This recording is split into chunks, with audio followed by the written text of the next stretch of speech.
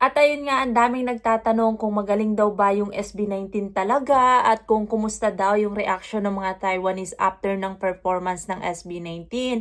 And ano ba yung nangyari, kung nagustuhan ba nila, kung malakas ba yung sigawan, kung nagtayuan daw ba talaga, kung nag-hype nga daw ba talaga yung mga crowd, yung audience. During that moment talaga guys, nawala na ako sa sarili ko. As in, ang gusto ko lang makita sila, napapanood ko sila, tapos hindi ko na alam kung ano yung uunahin ko ha. Yan, alam nyo, nire-remind na nga lang ako nung kasama ko na, oy, mag-vlog ka na. Kasi nawawala na talaga ako sa sarili ko, guys. Nawawala na talaga ako.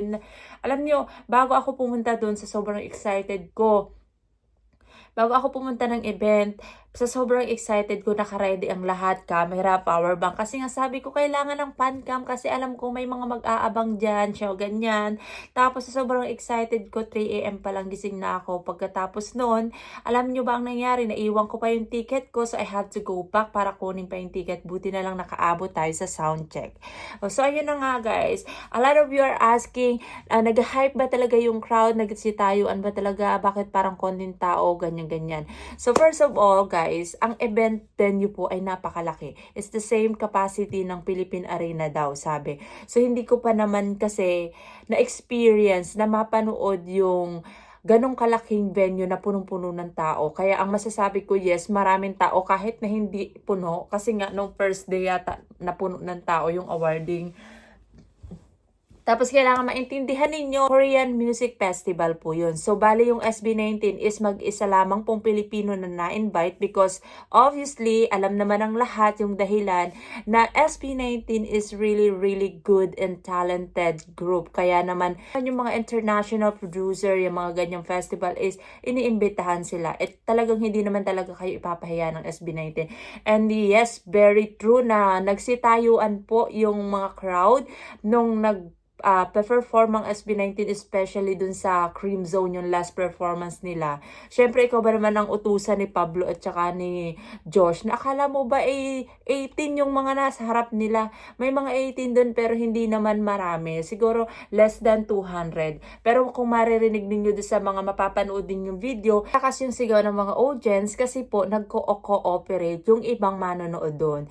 Very lang sila, tahimik silang fan. Hindi sila ang lagi niyong tatandaan guys, kapag kayo naghahanap ng lakas ng sigaw, tandaan niyo na ang pagka-wild ng Pilipino ay hindi maipapares sa pagka-wild ng mga Taiwanese kapag sila ay nagpapan girl or nanonood sa mga ganyang event because they love quiet moment, ganyan. So parang ini-enjoy lang nila yon. Pero kung mapapansin niyo talagang nagsisigawan kasi napakagaling talaga ng SB19.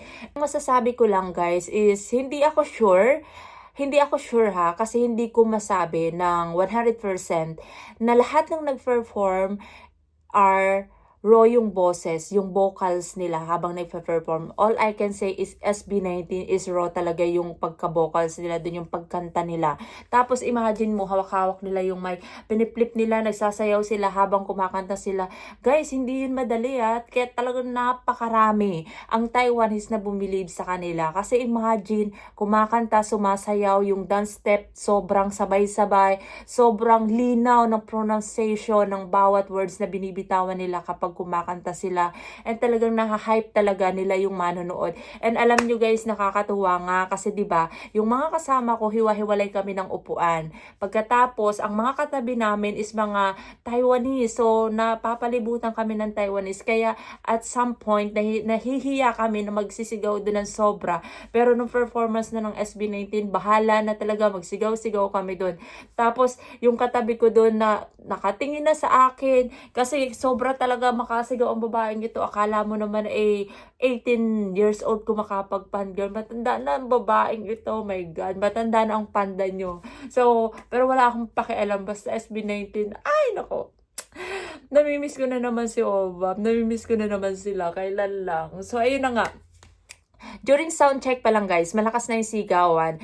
Pagpasok, pagsabi nila ng gento, nung una, mga 18 lang talaga yung sumisigaw. Nung pagsabi nilang gento, nakakilala sila ng mga tao na sila pala yung kumanta nun. So naglakas talaga yung sigawan. Tapos yun nga, nag-start na nag-hype yung crowd. Tapos yun nga, during the performance ng SB19, sobrang saya. Tapos alam niyo ba yung katabi ko after ng sound check ng SB19? Kala mo naman close kami. Tapos sabi niya sa akin, pumunta ka ba dito para sa kanila lang? Sabi ko, oo, pero gusto ko rin mapanood yung ibang artist. Kahit na ang totoo, wala naman akong kilalang ibang artist doon kung hindi SB19 lang. Tapos sabi niya sa akin, sobrang galing daw ng SB19, tas ang gagwapo daw. Paano ba naman? Siguro naging crush si Justin. Kasi alam niyo naman si Justin, napakabenta sa mga Taiwanese. Mangin mo naman kasi, sa amin napaharap si Justin doon sa banda sa amin. Kasi nga, parang nagtalikuran silang 5 para ma-accommodate yung lahat ng fans, yung bawat kanto. So, ang napwesto sa amin, si Justin, si Pablo naman, nandun sa pinakaharap. Bakit hindi napwesto si Pablo dun sa may side ko? Tapos, pero okay lang, kasi napansin ako ni Justin. Nag-hi siya sa akin nung nakita niya yung light stick na tinaas ko. Tapos, si ate mong girl, pagkatapos nung performance ng soundcheck ng SB19, sabi niya sa akin, ang gwapo, feeling ko talaga naging crush nun si Justin. Oh my gosh. Pero alam niyo naman, syempre loyal pa rin tayo kay Obap kahit na but love ko yung lima na yon. So people ask me kung sila lang ba yung pinakamagaling. When you say pinakamagaling, of course I would say yes for me kasi fans ako ng SB19. But I'm not going to tell you na sila lang yung magaling kasi lahat naman ng performers doon is magagaling. Meron din naman akong mga nagustuhan na nag-perform na parang nakukuha yung atensyon ko. Pero syempre, yung iba naman is hindi ko rin ganong kabet kasi for me, hindi siya pasok sa standard ko ng pagsabi ng magaling. Pero, lahat naman sila magagaling, hindi nga lang sobrang galing. Yun, nagigets nyo ako. When it comes to SB19 guys, full package, standard, for me, sila yung pinakamagaling, obviously. Pero when you say sila lang yung magaling, no, it's not. Maraming magagaling and gaya nga na sinabi ko, the rest na yung sumunod na mga performers sa kanila is magagaling din naman. Pero when it comes to raw vocals, yung talagang kumakanta, sumasayaw, SB19 yung 100% ako na nakakasiguro na habang kumakanta sila, sumasayaw is live yung boses nila. Hindi sila record, hindi sila yung alam yung nagli-lip-sync. Doon sa ibang artist, hindi ko alam Hindi ko alam kung 100% ba is live yung pagkanta nila or naka-lip-sync sila. Hindi ko alam. Hindi ko talaga alam. Hindi ko masabi kasi during that moment talaga nakapokus ako sa SB19 and ang lakas ng sound. Wala, enjoy lang talaga. The moment talaga na nandun ka kapag nanonood ka is ang sarap lang i-enjoy yun ng moment. Especially kapag sinabi pa nila Pablo at saka ni Josh, nila Ken, pag nandiyan na sa make some noise, wala, ganun ka na lang ng ganun, ganun kami ng ganun. During the Cream Zone, sobrang saya. Pati yung ibang artist, nakikihay, alam mo yung naggaganong ganun, nakaupo sila doon sa may tigabilang stage. Kasi nakaupo yung mga artist doon sa tigkabilang stage. Tapos habang nagpe-perform yung SB19, ganun sila ng ganun. And I'm going to be honest with you, bago mag-perform ang SB19, hindi ganun ka-hype yung crowd. Yes, merong mga nag-cheer, may nagsisigawan, pero hindi ganun ka-hype yung crowd. Nung nag-perform ang SB19, doon na nag-start mag-hype ang crowd. Even the rest na performers, doon na nag-start sila na parang hina-hype nila yung crowd. Siguro for me, nakita nila na ito yung kailangan na performers. Dapat ganito, dapat binubuhay yung crowd. So, yun yung 100% na masasabi ko na before mag-perform ang SB19, hindi ganun ka-hype yung crowd, yung parang alam mo yung nagpa-party kayo, pero nung nag-perform ang SB19, especially dun sa Cream Zone, ay ang sarap talaga guys tumalon-talon, ang sarap talaga guys mag-party. Tapos nung natapos na sila, yung mga the rest na performers, ayun na nga parang na-hype na. Siguro for me lang naman, siguro sabi, kailangan ganun din tayo kagaling, kailangan ganun din natin nadadala yung audience. So for me lang yun. So yeah guys, to those people na gusto ng confirmation kung magagaling sila, yes, 100%, mahigit pa sa 100%. And nakikita nyo naman sa mga ina-upload na video ng mga fan cam, ng mga iba't ibang lahi sa Twitter. If you guys wanna check out yung mga compliments na natatanggap ng boys, go there. Kasi dun nyo makikita. Dun sa question nyo na kung marami silang naging fans, definitely 100% siguro naman nakikita nyo yung 100% proof na yes, maraming nadagdag na 18 na Taiwanese 18. Kasi alam ninyo guys, sobrang galing talaga nila. Alam ninyo, meron nga akong katrabaho. Ito yung pinaka-exciting part Ito yung pinaka mas na ano ko ba na prove ko na talagang ang SB19 kapag nagkakaroon ng fans, it's not because they are handsome. Bonus na lang yun eh. Nagkakaroon sila ng fans, ng mga baguhang fans, nagkakaroon sila ng mga international fans kasi dahil sa talent nila. Alam niyo sobrang sarap marinig na kino-compliment yung kapwa natin na talentong Pinoy ng ibang lahi. Kasi alam niyo ba, meron akong katrabaho. So alam ng mga ka-work ko na fans ako ng SB19. At alam niyo ba na hindi ako nagpapa 2 days off sa work ko. Hindi ako uma-absent, hindi ako nag-absent talaga or nag-leave pagdating sa mga personal reason ko lang or whatsoever. Pero pagdating sa SB19, handa akong talikuran ang lahat. Ansa man eh.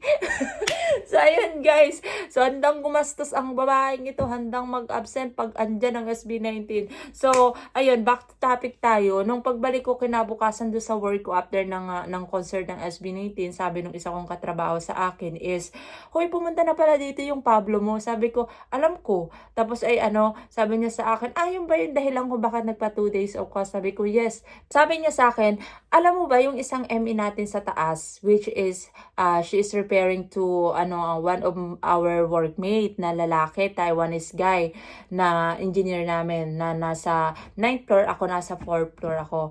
Tapos sabi niya, alam mo ba, sabi niya sa akin, do you know SB19? Tapos ipinakita daw sa kanya yung mga video na kinuha niya noon sa Kaohsiung nga na naganap na Akon concert. Tapos ito kasing tinanong nung guy na katrabaho natin, na kapwa Pinoy, hindi naman siya literal na fans ng SB19. Kilala niya yung SB19 pero hindi siya pa ng SB19. Pero alam nila na pan ako ng SB19.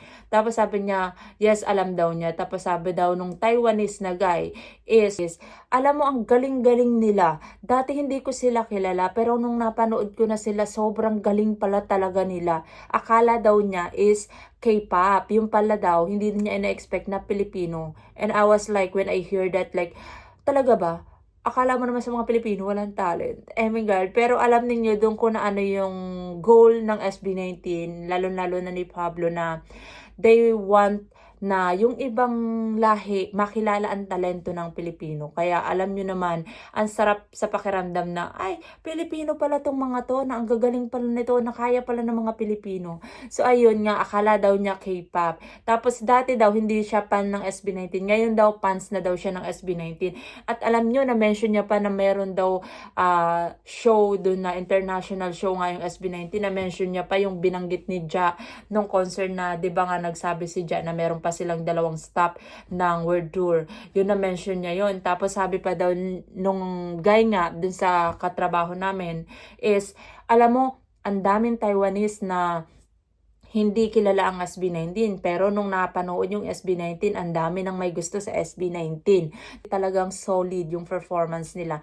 And wag kayong mag-alala dahil malapit na yung homecoming, dahil palapit ng palapit, gaya na nga na sinabi ni Ken, malamang sa malamang, magkakahirapan na naman kayong bumili niya ng ticket, lalo na dyan sa mga taga-Pinas. Kasi for sure, remember, ang Taiwan is napakalapit sa Pilipinas. Lalo na yung mga Taiwanese, magaganon. Ang gaganda pa ng mga pang-camera nila. Naku, napakabilis niyan para sa kanilang makipagsapalaran dyan at pumunta ng Pilipinas para makipagpuksaan sa inyo dyan sa homecoming. I swear. So, ayun lang guys. Sana nasagot ko kayo and sana naging happy kayo doon sa share ko sa inyo na narinig ninyo na especially ako kasi nung nakwento sa akin yun nung kawork ko yun tungkol nga doon sa Taiwanese guy na yan, katrabaho ko na hindi ko alam na same time pala nandun din siya. So hindi ko pa kasi siya nami-meet. Kaya nga sabi ko, sabihin mo gusto ko siyang maging friend. Tapos sinabi nga daw nila na gusto kong maging friend. Tapos tumatawa nga daw kasi hindi naman siya bababa dun sa kung nasa ang floor ako. So, ayun, tingnan natin kung magiging friend kami, 'di ba? So, ayun lang guys. So, sana happy na kayo. So, see you next time. Paano ba yan?